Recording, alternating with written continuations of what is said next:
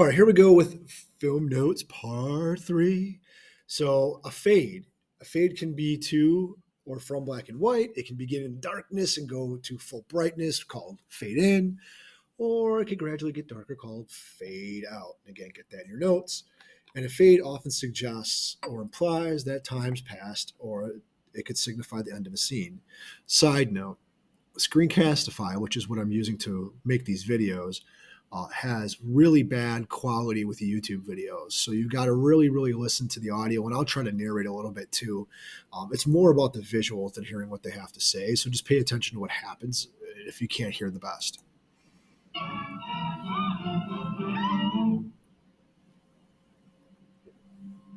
And again, you see him fading in and out of the darkness.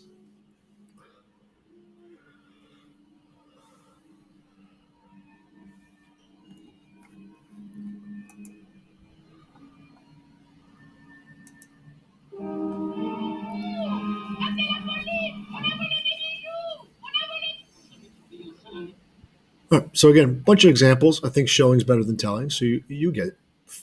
Probably have done movies, your own movies that you make with fading in different classes. Um, a flashback. Again, I watch a lot of TV, and Vampire Diaries is going to be a thing I go back and allude to a lot. There's a lot of backstory, especially if you're a couple thousand-year-old vampire. So there's got to be flashback after flashback after flashback after flashback. Otherwise, you're going to be lost as to what's currently going on. And they like to give backstory too that fills a lot of episodes. So that's what a flashback cut is. Going to throw again quick visual here for you.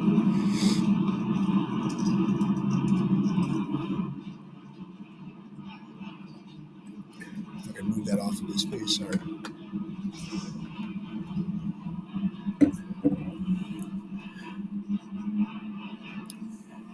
We'll see in our movie Big Fish. So, a lot of times flashbacks are triggered by a memory. So he's looking at things and a memory is being triggered.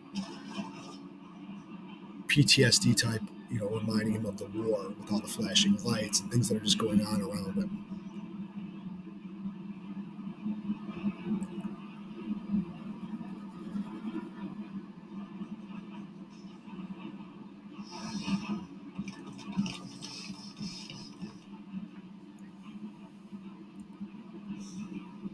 Again, that would be your flashback, guys. He's going with, again, thinking over and over and over again about the war from the triggers that are going on around him.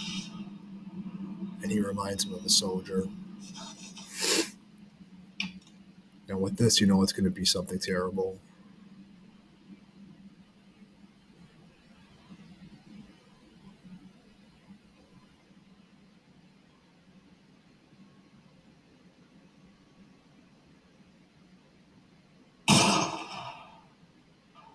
Wow. So now we see what the point of the flashback was, is that's a triggering moment for him with this PTSD from the war. A wipe is when a new image wipes off the previous image. So you'll see one image scoot on in from the side. A wipe is more fluid than a cut and quicker than a dissolve, right? Because it dissolves pretty slow. Again, I'll throw out an image. Don't worry about the audio too much, guys, but just look at the visual of this wipe.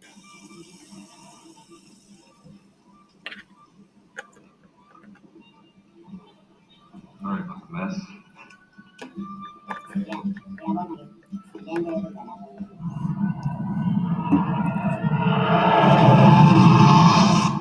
Her resistance to the mind probe is considerable. It will be some time before we can extract any information from her. The final checkout is completed. All systems are operational. What course shall we set? All right. Next slide, if I can get this to go, is your shot, reverse shot, a shot of one subject, then another, then back to the first. It's often used for conversation or reaction shots. Again, I'm showing you another example of that. Shot, reverse shot. Hi, my name is Tony, and this is Every Frame a Painting. The most basic thing we have in film grammar is probably this: shot, reverse shot. Nearly everything you watch is going to be Nearly everything you watch is going to be filled with it, and most filmmakers seem to use it as a quick way to record dialogue. Keep the actors still, use multiple cameras, shoot 10 takes, and then make decisions in post.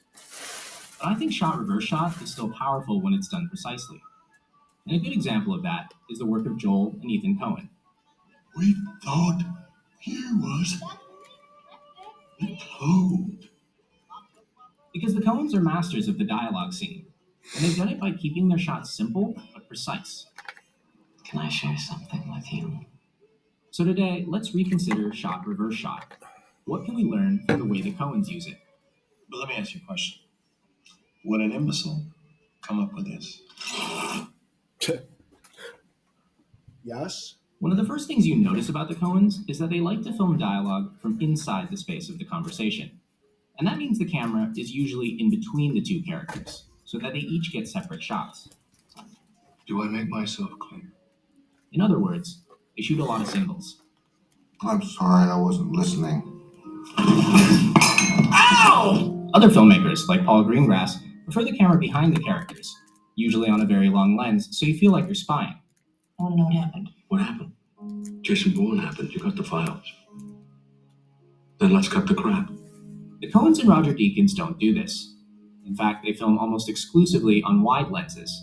Well, I've got a very strong feeling about lenses, and personally, I'm sitting here talking to you, and you're filming me from over there on a shoulder and I'm probably a single, where I'd rarely do that, because I think, the camera wants to be, to me, I would shoot singles inside here. And if you do this, switch to a wider lens and bring the camera closer, it feels like... It's different, right?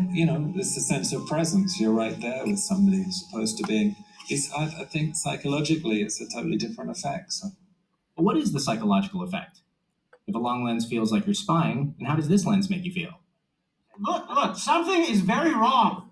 I don't want Santana Abraxas. I've just been in a terrible auto accident.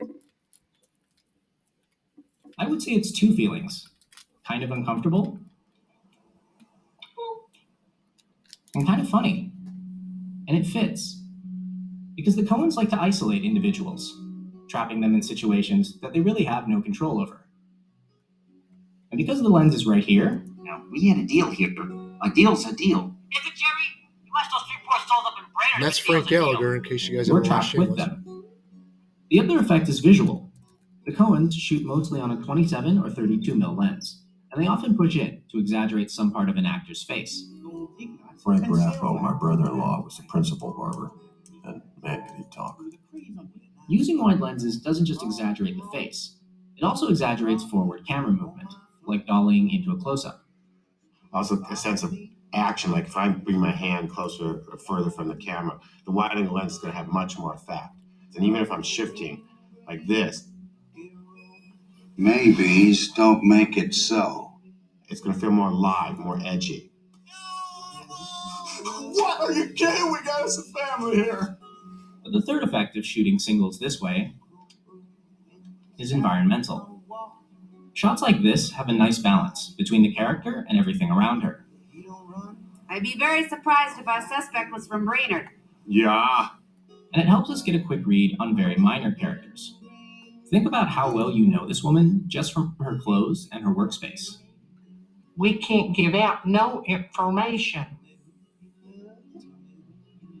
But what really distinguishes the Coens is the rhythm of their editing. Press to stop to the point where we can buy 50%. 51, not counting the mezzanine. It could work. It should work. It would work. It's working already. Many people think the rhythm comes from their dialogue, but the rhythm is actually nonverbal.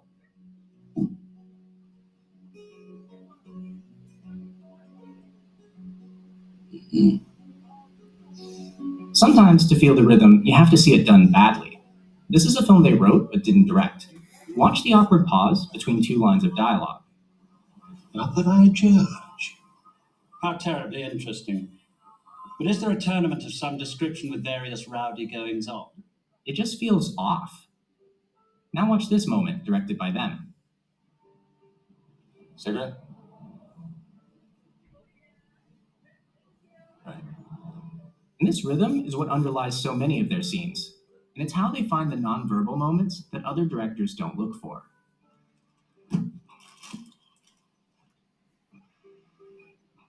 But what do all these choices add up to?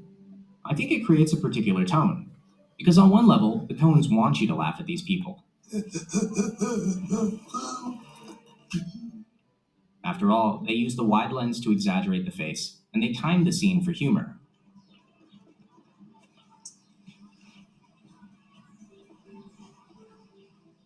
But on another level, the Coens want you to empathize with these characters.